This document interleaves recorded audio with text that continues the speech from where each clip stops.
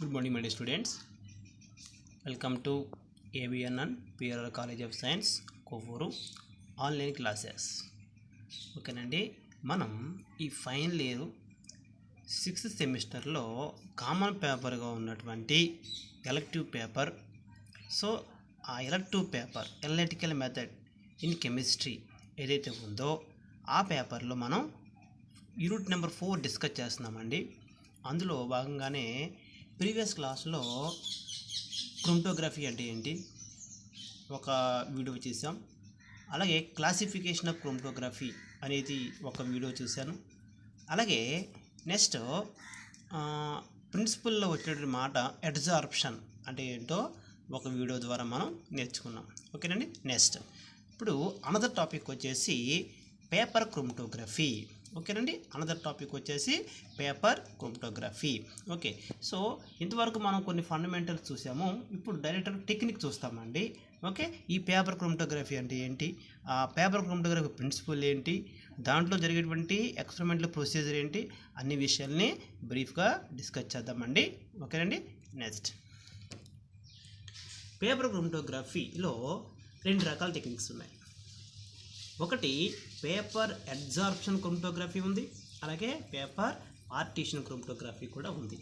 ఇంతకీ ఈ absorption chromatography, partition chromatography previous క్లాస్లో మనం మాట్లాడుకున్నామండి. స్టేషనరీ ఫేజ్ సాలిడ్ అయి ఉండి మొబైల్ ఫేజ్ లిక్విడ్ అయి ఉంటే అది అబ్జార్ప్షన్ క్రోమటోగ్రఫీ. అలా కాకుండా స్టేషనరీ ఫేజ్ లిక్విడ్ అయి ఉండి మొబైల్ ఫేజ్ కూడా లిక్విడ్ అయి ఉంటే, బోత్ లిక్విడ్స్ రెండు కూడా లిక్విడ్స్ అయి ఉంటే అది పార్టీషన్ క్రోమటోగ్రఫీ అని లాస్ట్ క్లాస్లో చెప్పుకున్నామండి. ఓకేనండి, paper absorption chromatography, paper impregnated with silica or aluminium act as the absorbent. So previous class కూడా చెప్పానండి, అబ్జార్బెంట్ అనే పదం మనం కమ్మింగ్ ఎలా మాట్లాడదామంటే స్టేషనరీ ఫేజ్ అని మాట్లాడతామండి. ఇక్కడ స్టేషనరీ ఫేజ్ కింద ఎవరిని తీసుకుంటామంట, సిలికా లేదా సిలికా జెల్ అనే దాన్ని కానీ లేకపోతే అల్యూమినియం కానీ తీసుకుంటామండి. ఈ 2 కెమికల్ సబ్స్టెన్సెస్ సాలిడ్ సబ్స్టెన్సెస్ అండి. కాబట్టి ఇక్కడ స్టేషనరీ ఫేజ్ అనేది సాలిడ్ అవుతుంది. సాల్వెంట్స్ యాజ్ మొబైల్ ఫేజ్, ఇక్కడ సాల్వెంట్స్ యాజ్ మొబైల్ ఫేజ్ అంటే ఇక్కడ మొబైల్ ఫేజ్ ఎవరుగా ఉంటారంటే liquid. So solvent is nothing but liquid, కాబట్టి ఇక్కడ మొబైల్ ఫేజ్ అనేది లిక్విడ్. సో కాబట్టి మొబైల్ ఫేజ్ ఏమో లిక్విడ్, స్టేషనరీ ఫేజ్ ఏమో సాలిడ్, కాబట్టి ఇది అబ్జార్ప్షన్ క్రోమటోగ్రఫీ కింద. పేపర్కి వచ్చేసరికి పార్టీషన్ క్రోమటోగ్రఫీకి వచ్చేసరికి moisture water present in the pores of cellulose fiber present in the filter paper acts as the stationary phase and another mobile phase is used as the solvent. ఇక్కడ mobile phase solvent అంటే mobile phase అనేది లిక్విడే కాబట్టి mobile phase liquid తీసుకుంటాం. మరి stationary phase కూడా లిక్విడే. ఆ stationary phase ఎవరండి అంటే మనం తీసుకున్నటువంటి పేపర్ క్రోమటోగ్రఫీలో పేపర్ తీసుకుంటాం కదండి, ఆ పేపర్ పైన ఉన్నటువంటి moisture content, moisture water present in the pores of cellulose fibre present in the filter paper. Okay, so ఎక్కువగా చెప్పే పాయింట్ ఏంటంటే ఈ ఫిల్టర్ పేపర్ పైన ఉన్నటువంటి moisture content acts as the stationary phase. ఆ మాయిశ్చర్ కంటెంటే పేపర్ పైన ఉన్నటువంటి మన కంటికి కనపడినటువంటి moisture content acts as the stationary phase. ఓకేనండి, సో పేపర్ క్రోమటోగ్రఫీలో అబ్జార్ప్షన్ క్రోమటోగ్రఫీ ఉంది, అలాగే పార్టీషన్ క్రోమటోగ్రఫీ కూడా ఉంది. 2 రకాలైనటువంటి పేపర్ క్రోమటోగ్రఫీ టెక్నిక్స్ ఉన్నాయి. ఓకేనండి, నెక్స్ట్ ప్రిన్సిపల్ ఏంటి sir? The principle of separation is mainly partition rather than absorption. ఈ అబ్జార్ప్షన్ కంటే కూడా పార్టీషన్నే ఇక్కడ మెయిన్లీ ప్రిన్సిపల్ అండి. అంటే స్టేషనరీ ఫేజ్ లిక్విడే, మొబైల్ ఫేజ్ కూడా లిక్విడే. పేపర్ పైన ఉన్నటువంటి మాయిశ్చర్ కంటెంట్ అది స్టేషనరీ ఫేజ్ కింద యాక్ట్ చేస్తుంది. ఓకే, మనం తీసుకున్నటువంటి సాల్వెంట్ మొబైల్ ఫేజ్ కింద యాక్ట్ చేస్తుంది. ఓకే, ప్రిన్సిపల్ వచ్చేసి partition. Cellulose layers in the filter paper contains moisture which acts as stationery phase and organic solvents or buffers are used as the mobile phase. ఓకేనండి, cellulose layers మీద ఉన్నటువంటి, ఇక cellulose అంటే ఏంటి, మన paper యొక్క material alpha సెల్యులోజ్తో చేస్తారండి. 98 నుంచి 99% ప్యూర్ ఆల్ఫా సెల్యులోజ్తో ప్రిపేర్ చేసేటువంటి పేపర్. ఆ పేపర్ మీద ఉన్న లేయర్స్లో ఉన్నటువంటి moisture content acts as the stationary phase and organic solvents ఏవైనా బెంజిన్ కావచ్చు, టోలిన్ కావచ్చు, హెక్సేన్ కావచ్చు, CCl4 కావచ్చు, ఇంకా అవి ఏవైనా సాల్వెంట్స్ యాక్ట్ చేయొచ్చు, లేదా బఫర్ కూడా తీసుకొని మనం మొబైల్ ఫేజ్ కింద యూజ్ చేయొచ్చు. ఓకేనండి. Next principle. So it is based on the principle of partition of a compound between the two liquid phases. Okay nandi. So the water held in the sealed fibers of the paper acts as the stationary phase and acts as one of the solvent liquids. పైన చెప్పుకున్నటువంటి మాటలండి. అలాగే when non-aqueous mobile phases moves along the paper, the components of the loaded mixture distribute themselves between the two phases. ఇక్కడ ఈ రెండు phases మధ్యలో మన compound అనేది distribute అవ్వడం జరుగుతుంది. In the ratio characteristics of their distribution coefficients. ఆ ratio అనేది, ఆ డిస్ట్రిబ్యూషన్ అనేది, దాని యొక్క రేషియో అనేది వాటి యొక్క డిస్ట్రిబ్యూషన్ కోఎఫిషియెంట్స్ మీద డిపెండ్ అయి ఉంటుంది. ఓకేనండి. The components which is more soluble in stationary phase move slowly, well the components which is more soluble in the mobile phase moves fast. ఓకేనండి. Which is more soluble in stationary phase move slowly. ఏ components అయితే stationary phase మీద more soluble అయిపోతాయో వాళ్ళు స్లోగా move అవుతారు. ఏ components అయితే మోర్ సాల్యుబుల్ మొబైల్ ఫేజ్లో ఎక్కువగా సాల్యుబుల్ అయి ఉంటారో వాళ్ళు ఫాస్ట్గా మూవ్ అవుతారు. Okay. The result of this differential movement the components gets separated. ఈ డిఫరెన్షియల్ మూమెంట్ బట్టే ఓకే మనకి కాంపోనెంట్స్ అనేవి సెపరేట్ అవడం జరుగుతుందండి. ఓకేనండి. నెక్స్ట్ ఇక్కడ సాల్వెంట్ సిస్టమ్. సో సాల్వెంట్ సిస్టమ్కి వచ్చేసరికి అందులోనూ ఇక్కడ మనం ఈ పేపర్ క్రోమటోగ్రఫీలో పేపర్ని తీసుకుంటాం. ఈ పేపర్లో మనకి దీన్ని వాట్మ్యాన్ ఫిల్టర్ పేపర్స్ అంటారు. వాట్మ్యాన్ ఫిల్టర్ పేపర్స్ నెంబర్స్ ఉంటాయండి. Number 1, number 2, number 3, number 20, number 540 అనే నెంబర్స్ కూడా ఉన్నాయండి. ఓకేనండి. అయితే ఇక్కడ మనకి పేపరు మెయిన్గా యాక్ట్స్ యాజ్ అ సపోర్ట్. ఒక సపోర్ట్ కింద మనకి పేపర్ యాక్ట్ చేస్తుంది. అలాగే paper is itself and అడ్జార్బెంట్గా కూడా యాక్ట్ చేస్తుంది. పేపర్ ఇట్ సెల్ఫ్గానే ఒక గుడ్ అడ్జార్బెంట్గా యాక్ట్ చేస్తుంది. అలాగే paper is it self a very good absorber. మనం ఏదన్నా స్ప్రే చేస్తే ఆ కెమికల్ని అబ్జార్బ్ చేసుకునేటువంటి నేచర్ కూడా పేపర్కి ఉంటుంది. సో కాబట్టి ఈ 3 రీజన్స్ వల్ల మనం ఇక్కడ పేపర్ని వాళ్ళు సెలెక్ట్ చేయడం జరిగిందండి. ఓకేనండి. నెక్స్ట్ అలాగే మనం ఎటువంటి పేపర్ తీసుకుంటాము అంటే మనకి పేపర్లో ఆల్ఫా సెల్లోస్తో ప్రిపేర్ చేయబడిన హై ప్యూరిటీ కలిగినటువంటి పేపర్ని తీసుకుంటాము. 98 నుంచి 99% పేపర్ తీసుకుంటాము. ఓకే. అలాగే పేపర్ వచ్చేసరికి మనకి డిఫరెంట్ సైజెస్ ఉన్న పేపర్స్ ఉన్నాయి, డిఫరెంట్ షేప్ ఉన్న పేపర్స్ ఉన్నాయి, డిఫరెంట్ థిక్నెస్ ఉన్నటువంటి పేపర్స్ కూడా ఉన్నాయి. మరి ఎప్పుడు ఏది ఎలా సెలెక్ట్ చేస్తారు సార్ అంటే డిపెండింగ్ అపాన్ ది అనాలసిస్. మనం ఏం అనాలసిస్ చేస్తున్నాం, అక్కడ శాంపిల్స్ ఏంటి, మొబైల్ ఫేజ్ ఏంటి, స్టేషనరీ ఫేజ్ ఏంటి, అన్నింటిని బేస్ చేసుకొని వాళ్ళు పేపర్ సెలెక్ట్ చేసుకుంటారండి. ఓకేనండి. నెక్స్ట్ సాల్వెంట్ సిస్టమ్ చూద్దాం ఒక్కసారి. అంటే నథింగ్ బట్ మొబైల్ ఫేజ్ అక్కడ మొబైల్ ఫేజ్. ఇక్కడ ఇంతకీ స్టేషనరీ ఫేజ్ అంటే ఏమీ లేదు, ఓన్లీ పేపరు సాలిడ్. అది ఆ సాలిడ్ పైన మాయిశ్చర్ కంటెంట్ మన కంటికి కనిపించదండి. అది మన కంటికి కనపడకుండా ఆ లేయర్స్ లోపల ఉన్నటువంటి మాయిశ్చర్ కంటెంట్ అది లిక్విడ్. అది ఆ liquid act as the stationary phase. కాబట్టి స్టేషనరీ ఫేజ్ గురించి చెప్పుకుంటాక ఏం లేదు. మరి మొబైల్ ఫేజ్ ఏమి ఉపయోగిస్తారు అంటే సాల్వెంట్స్. ఏ సాల్వెంట్స్ ఉపయోగిస్తారు అంటే the solvent is prepared by saturating organic solvents with water. Okay, but several organic liquids incorporated only a small amount of water. In such a binary solvent system, polar components of the mixture fails to separate. Okay, కొన్ని సందర్భాల్లో binary solvent system అనేది polar components of the mixture అనేది fail అయిపోతుంది. ఈ separate చేయడానికి కొంచెం fail అవుతుంది. ఎందుకంటే మరి వాటర్ కొన్ని ఆర్గానిక్ సాల్వెంట్లు కరగదు. అటువంటి సందర్భంలో ఆ సిస్టమ్ ఫెయిల్ అవుతుంది. కాబట్టి in such cases third liquid like acid HCl, acetic acid or formic acid or bases ammonia or pyridine or a complexing agent is often added to retain more water in organic solvents. అంటే ఇదేం లేదండి, ఈ క్రోమటోగ్రఫీలో complexing agent అంటే mixer of solvents తీసుకుంటారు. Mixture of solvents. కొన్ని సందర్భాల్లో ఒక సాల్వెంట్ సరిపోతుంది, కొన్ని సందర్భాల్లో 2 సాల్వెంట్స్ అవసరం అవుతాయి, కొన్ని సందర్భాల్లో 3 సాల్వెంట్స్ కూడా అవసరం అవుతాయి. 3 సాల్వెంట్స్ని మిక్స్ చేసి తీసుకుంటారు, డిఫరెంట్ రేషియోలో తీసుకుంటారు, డిఫరెంట్ పర్సంటేజ్లో కలిపి తీసుకుంటారు. Okay, depending upon the nature of the mixture to be separated. Okay, hence generally 3 component solvent systems are used. ఇప్పుడు చెప్పుకున్నట్టే కొన్ని సందర్భాల్లో, అన్ని సందర్భాల్లో కాదు, ఎక్కువ సందర్భాల్లో ఇప్పుడు 3 సాల్వెంట్స్ని కూడా మిక్స్ చేసి తీసుకుంటారు. ఎందుకంటే కొన్ని కాంపౌండ్స్ సెపరేట్ అవ్వడానికి సాల్వెంట్స్ యొక్క పొలారిటీ నేచర్ కొంచెం ఎక్కువగా ఉండాల్సి ఉంటుంది, కొన్నిటికేమో తక్కువగా ఉండాల్సి ఉంటుంది, కొన్నిటికి మోడరేట్గా ఉండాల్సి ఉంటుంది. దాన్ని బట్టి మనకు అనేక రకాల సాల్వెంట్స్ ఉన్నాయి. మోర్ పోలార్ సాల్వెంట్స్ ఉన్నాయి, మోర్ నాన్ పోలార్ సాల్వెంట్స్ ఉన్నాయి, లెస్ పోలార్ ఉన్నాయి, ఇంటర్మీడియట్ పోలార్ సాల్వెంట్స్ ఉన్నాయి. కాబట్టి ఇలాగ మనకి ఏ టైప్ కావాలి, ఏ నేచర్ కావాలి, ఎంత pH ఉన్న సాల్వెంట్ కావాలి అనేది దాన్ని బట్టి అప్పుడు వాళ్ళు మిక్సింగ్ సాల్వెంట్స్ తీసుకుంటారు. నాట్ ఏ సింగిల్ సాల్వెంట్ అండి, మిక్సింగ్ సాల్వెంట్స్ తీసుకుంటారు. అది సింగిల్ సాల్వెంట్ తీసుకొని చేసే టెక్నిక్స్ ఉన్నాయి, చేసే సెపరేషన్ ఉన్నాయి. కొన్నిటికి మాత్రం ఎక్కువ solvents, mixer of solvents requirement ఉంటుంది. నెక్స్ట్ మెథడాలజీ, దీన్ని ఎక్స్పెరిమెంటల్ ప్రొసీజర్ అంటామండి. అసలు పేపర్ క్రోమటోగ్రఫీలో ఎక్స్పెరిమెంట్ అసలు ఎలా ఉంటుంది, ఏం చేస్తారు అంటే, in this technique A drop of test solution is applied, a small spot on the filter paper and spot is dried.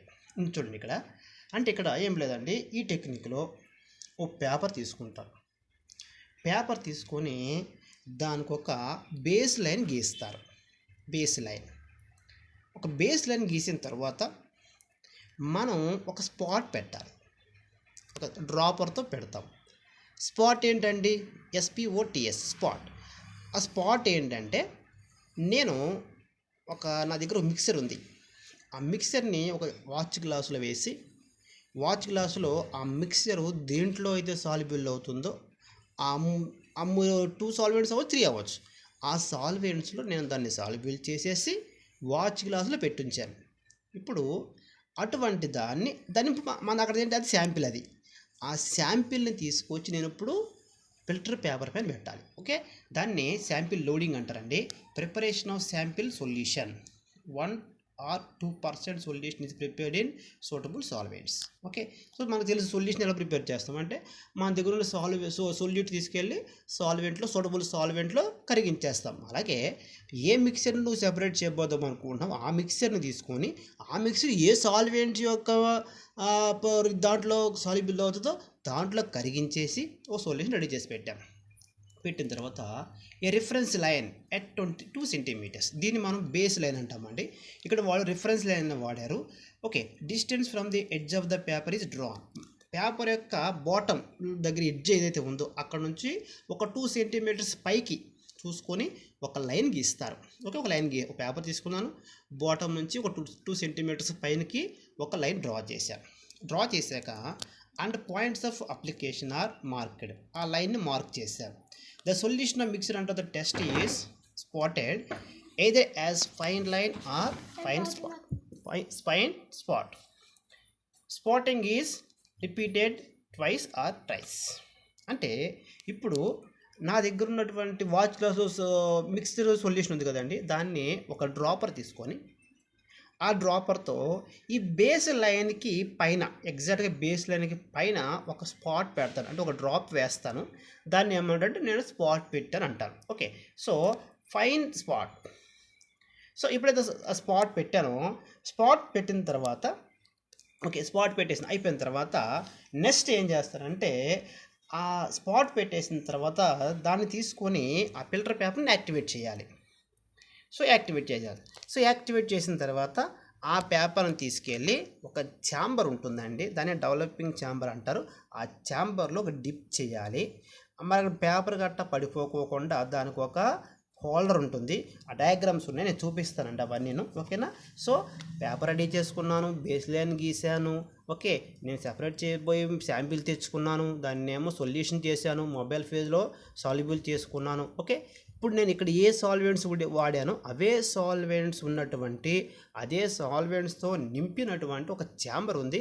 ఆ ఛాంబర్లోకి తీసుకెళ్ళి ఇప్పుడు నేను పేపర్ని అక్కడ డిప్ చేయాలి. ఓకేనండి, చూద్దాం. డయాగ్రామ్ చూడండి, మీకు చాలా ఈజీగా అర్థమవుతుంది.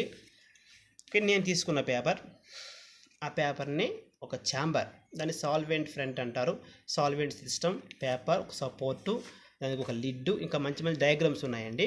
ఓకే, సో ఇది మనం చూస్తే అర్థమవుతుంది. కిందది అంతా కూడా ఛాంబరు, దాంట్లో సాల్వెంట్ ఉంటుంది. మన సాల్వెంట్ అంటే ప్రతి కూడా మొబైల్ ఫేస్. ఇప్పుడు ఈ మొబైల్ ఫేజ్ అనేది నేను పెట్టిన స్పాట్లో ఉన్నటువంటి నా యొక్క మిక్సర్ ఆఫ్ కాంపౌండ్స్ని పైకి క్యారీ చేస్తాయి. ఆ సాల్వెంటే కాంపోనెంట్స్ని క్యారీ చేస్తుంది. ఓకేనండి. నెక్స్ట్ ఇది ఈ డయాగ్రామ్ కూడా చూద్దామండి. ఇదిగోండి, నేను తీసుకున్న పేపరు, పెట్టిన స్పాట్స్, బ్లూ కలర్లో ఉండేది ఛాంబర్ అనుకుంటే, ఆ ఛాంబర్లో పెట్టినప్పుడు సెపరేషన్ జరిగిన తర్వాత ఈ స్పాట్లో ఉన్న మిక్సర్ ఆఫ్ కాంపౌండ్స్ పైకి ట్రావెల్ చేస్తాయి, మూవ్ అవుతాయండి. ఎవరు మూవ్ చేస్తారంటే మొబైల్ ఫేజ్ మూవ్ చేస్తుంది. ఓకే, ఇక్కడ స్టేషనరీ ఫేజ్ అంటే క్రోమటోగ్రాఫిక్ పేపర్, మొబైల్ ఫేజ్ ఏంటంటే సూటబుల్ సాల్వెంట్, అది water, ethanol, organic solvents. Okay, separation as the solvent moves up in the paper, it dissolves the components and moves them up the paper. More soluble components is the further is it moves. ఓకేనండి. అంటే ఏం లేదండి, ఇక్కడ solvents, ఇప్పుడు నేను తీసుకున్న mobile phase ఉంది కదండి, ఈ మొబైల్ ఫేజ్ ఏం చేస్తుందంటే, సాల్వెంట్స్ ఏం చేస్తాయంటే, నేను పెట్టిన స్పాట్లో ఉన్న మిక్స్చర్ ఆఫ్ కాంపోనెంట్స్ ఏవైతే ఉన్నాయో ఆ కాంపోనెంట్స్ని పేపర్ గుండా పైకి ట్రావెల్ చేస్తుంది. ఇప్పుడు సాల్వెంట్ ఇటు ట్రావెల్ చేస్తుంది, అప్వర్డ్ డైరెక్షన్లో ట్రావెల్ చేస్తుంది, పైకి ట్రావెల్ చేస్తుంది. ఓకే, సో అది ట్రావెల్ చేస్తున్నప్పుడు తనతో పాటు అక్కడ ఉన్న మిక్సర్ ఆఫ్ కాంపోనెంట్స్ని కూడా పైకి తీసుకెళ్తుంది.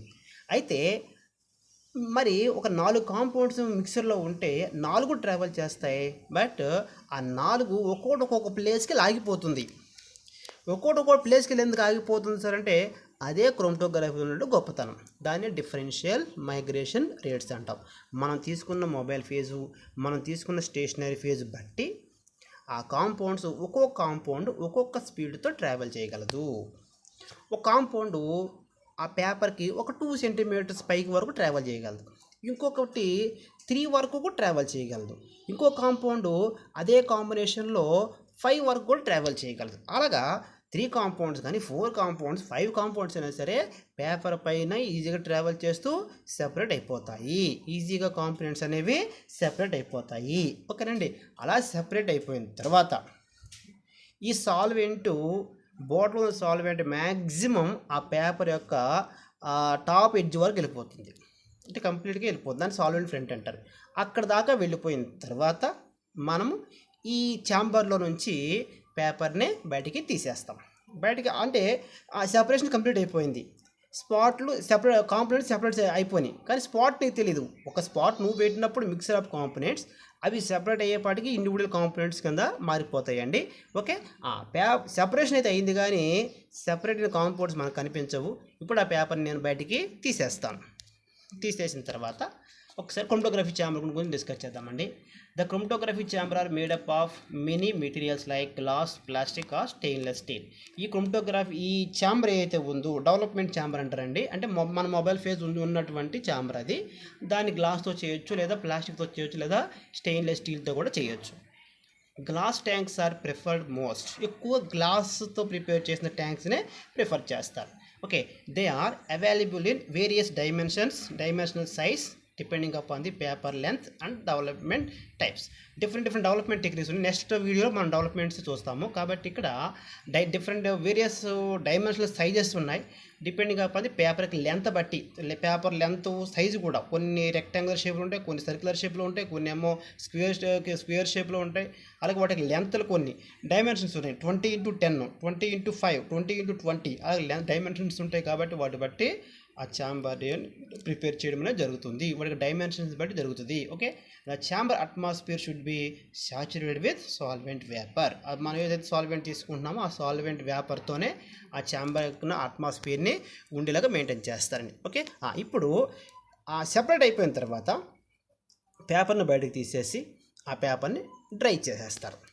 మరి మనం బయట తీసుకుని కొంచెం తడిగా ఉంటుంది కాబట్టి దాన్ని డ్రై చేసేస్తారు. డ్రై చేసేసిన తర్వాత మనకు స్పాట్స్ కనపడవు, ఆ స్పాట్లు కనిపించాక వాటి యొక్క ఆర్ఎఫ్ వాల్యూ కట్టాలి. ఆర్ఎఫ్ వాల్యూ కట్టిన తర్వాత క్వాలిటేటివ్గా ఆ కాంపనెంట్స్ ఏంటి, ఆ సెపరేట్ అయిపోయినటువంటి కాంపనెంట్స్ ఏంటి అనేది తెలుస్తుందండి. ఓకే, ఇప్పుడు పేపర్ తీసేసాను, దాని తర్వాత దాన్ని డ్రై చేస్తాను లేదా యాక్టివేట్ చేస్తాను, డ్రై చేస్తాను. ఆ డ్రై చేసేసిన తర్వాత నేను స్పాట్ని నాకు ఐడెంటిఫై అయ్యేలాగా నేను ఒక టెక్నిక్ ఉందండి, ఆ టెక్నిక్ చేయాలి. దాన్ని విజువలైజేషన్ చేస్తాము, డిటెక్షన్ ఆఫ్ స్పాట్స్ అంటాం. కమింగ్ టెక్నిక్ టాపిక్స్ అన్నీ ఉన్నాయండి. ఆ తర్వాత ఆర్ఎఫ్ వాల్యూ కట్టాలి, ఆర్ఎఫ్ వాల్యూ నుంచి నేను ఇన్ఫర్మేషన్ని గ్యాదర్ చేస్తాను. ఓకే, చేస్తే నాకు what are the components separated from the mixture అనేది తెలుస్తుందండి. మిక్సర్లో ఉన్నటువంటి కాంపనెంట్స్ ఏంటో 2 ఉన్నాయా, 3 ఉన్నాయా, 4 ఉన్నాయా, 10 ఉన్నాయా అనేది తెలీదు. ఓకే, ఆ 10 ఏంటి అనేది ఇప్పుడు తెలుస్తుంది. పేపర్ తీసేసి స్పాట్స్ని ఐడెంటిఫై చేసుకొని ఆర్ఎఫ్ వాల్యూస్ కట్టుకుంటే తెలుస్తుంది. ఓకేనండి, ఆర్ఎఫ్ వాల్యూస్ వాటి గురించి నేను విడిగా చెప్తున్నాను, ఒక వీడియోలో వస్తుంది మనకి. Okay, this is about experimental technique.